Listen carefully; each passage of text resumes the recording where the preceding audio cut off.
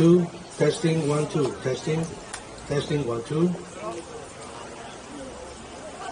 Everybody okay?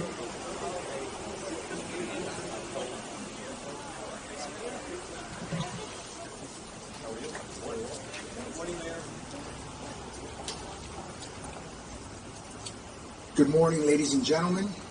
For the first time in my tenure as mayor, since November of 2017, I have decided to exercise my veto over an action of the City Commission.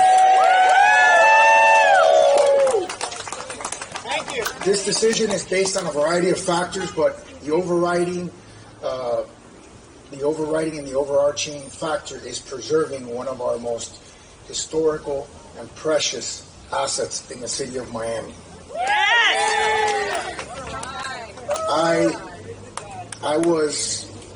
I'm reading now from the 2005 designation report where it says the theater was intended to be Miami's most elaborate theater with the largest seating capacity of any theater in Miami. In 1955, under the hand of noted architect Alfred Browning Parker, the theater was remodeled to accommodate the Coconut Grove Playhouse, Miami's first live legitimate theater, which evolved into one of the most important regional theaters in the country. Yes. There are many reasons, technical reasons why I have vetoed this, but I think the most important of all of them is that I was not convinced that the county had used all feasible and prudent opportunities to save the historic Playhouse. I'd never heard any testimony that the $22 million, which was approved by the voters in 2005, could not have been used to save the Playhouse. In fact, I understand that the county had a different plan, a different model, which was to create 60% commercialized space with a very small theater. And while that may be commercially viable, commercial viability is not the standard for historic preservation in the city of Miami. Just think about what an awful precedent that would set if all our historic homes were demolished so that we could have big, white, large boxes with 0 lots. I think it would kill the character and the soul of this city. And therefore, I am exercising my right under the charter and ordinances of the City of Miami to veto the action of the City of Miami Commission. I would ask you all that are here and that are celebrating this moment to understand that this moment is not over. The Commission does have the opportunity to override the veto, and pursuant to our laws, it will be, my understanding is that it will be the first item on the next regularly scheduled Commission meeting, which will be next Thursday. So I invite you all to come and express your solidarity with this decision. Thank you. Now I'm going to say it in Spanish and then I'll take questions. Por la primera vez en mi tiempo como alcalde de la ciudad de Miami, estoy ejerciendo mi derecho de vetar legislación de la Comisión de la Ciudad de Miami para preservar el Miami Playhouse que está atrás de mí, que es un edificio, uno de los muy pocos edificios históricos que tenemos en la ciudad de Miami. Hay 3 propiedades que tenemos que preservar bajo mi mandato como alcalde. El Playhouse es uno, el Miami Marine Stadium es otro, el Gusman Theater es el tercero. Y yo estoy comprometido a preservar todos los 3. Cuando yo salí electo, yo reiteré una promesa del exalcalde Tomás Regalado de contribuir $10 millones para la preservación del Coconut Grove Playhouse. Y ese compromiso todavía lo reimpongo con más énfasis todavía. Estoy dispuesto a reunirme con el condado, como está dictaminado en muchos de los documentos en el récord, en cualquier momento para resolver este asunto. Pero lo más importante es que deberemos de preservar la muy poca historia que tenemos en la ciudad de Miami. I just like to say a couple of more things. Number one is I've been monitoring this issue prior to the Commission's action since I was elected. My predecessor, Tomas Regalado, had pledged $10 million from our Miami Forever, interesting choice of words, bond. And I, in my inaugural speech in November of 2017, reiterated that pledge to donate $10 million. The city has also been a very strong participant. We have waived what would have amounted to $3 million worth of code enforcement liens against the property that the county for 5.5 years has done nothing with. Exactly. Not even the things that we all agree on, which is that the east and southern facades must be restored. They have not built the parking garage, which, by the way, the city's going to pay for.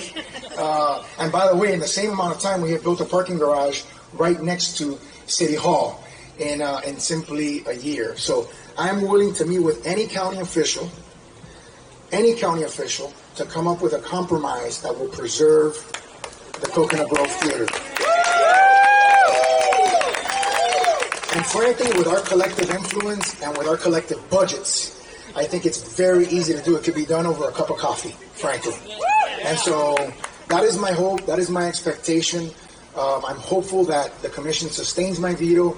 I'm hopeful that the county and the county mayor do come to discuss this issue with me, because I have done other deals with him, important deals like the Tri-Rail connection to downtown, which was a $70 million capital improvement, which connected the Tri-County area to downtown and get free ridership to all Overtown residents, and we were $11 million apart. And I picked up the phone and I called him, and he was on a cruise, or he was leaving on a cruise. And I said, Mr. Mayor, we're $11 million apart. We cannot shortchange this community.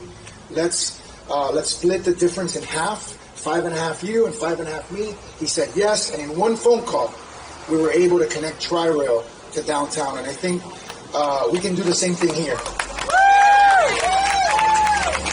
And I am confident that if he and I agree that with his collective influence on the commission and my collective influence on the commission, that we could have a unanimous vote to save the Coconut Grove Playhouse. With that, I'll take questions. English and Spanish. Well, do you mind if I answer the media first, just in case? Thank you. I'll take your questions, too. Why does it always sound better in Spanish? Not by design. Not by design. What are you thinking as far as restoration and everything? So I think the next steps, because I think that's the logical question, what's next? Assuming that the commission sustains a veto and assuming that the county doesn't challenge it legally, because they have shown a propensity, instead of to negotiate and compromise, unfortunately, to challenge and fight. And I hope that's not what happens here. But I think immediately everyone agrees that we should build a parking garage. That does not affect the historic significance of the Playhouse one iota. The Coconut Grove community deserves it and needs it. The business community deserves it and needs it. Everyone agrees that the eastern and southern facades need to be restored immediately. There's no reason why that could not have already happened. There's no reason why we have to look at the building in its condition when they have plenty of money. We have to shore up to the extent that there may be any integrity issues with the structure, that needs to be shored up immediately so that the structure is not demolished by neglect. And they have plenty of money to do that. So, and again, to the extent that there are monies that are needed, we offer help. We're not coming here just criticizing. We're not coming here. We're coming to help and to preserve historic properties with this kind of value. It takes everybody coming together, and that's what I hope happens. Isn't the parking garage cited specifically in the current existing lease with the county and FIU for the proposal that they have on the table? And isn't that what the parking authority told you at the last board meeting? No, actually, I've spoken to Art Noriega, and he told me that he's been asking the county for 2 years to let him start the parking garage, and they have not. And you can see, you can phase projects. Projects get phased all the time. We're phasing right now next to City Hall. I mean, you have the Scotty's project, which used to have the chart house, and guess what's being built right now? Right. A parking garage. And it was done, it started, I think, after I got elected mayor. I've only been mayor for 1.5 years, and it's nearly completed. So for 5.5 years, I mean, they could have easily, and by the way, it's with our money. So, because we sold another parking garage in the Center Grove to fund this parking garage. Yeah? Yes. Is there a way that Governor DeSantis could get involved in this, considering they own the property? I would welcome Governor DeSantis' involvement in this. I would welcome it because they do own the property and they do have a stake. I had spoken to the DHS secretary prior to the commission's vote to just sort of give him, what's going on, the lay of the land. There were issues that I had a meeting with Mayor Jimenez last year, March of last year, with the lieutenant governor, because the lieutenant governor was concerned that nothing had happened here. And there was an audit commissioned by the state that essentially said that they were not meeting their time deadlines. And I fashioned this compromise, by the way, a year ago. So this could have been avoided had the county acted a year ago, and I can show you the public records from my meetings and from my telephone conversations with the mayor a year ago, and he agreed back then. So I don't know what's changed between then and now, and I can't speak for him, but I'm willing to work with him. They are the tenants, and so they obviously have a big stake in this. They have a lot of money at stake, but we're willing to participate to make sure that we preserve the little history that we have in the city. Sorry, I meant DEP secretary, not DHS. My apologies. Thank you. Thank you, guys. Appreciate it. Have a great weekend.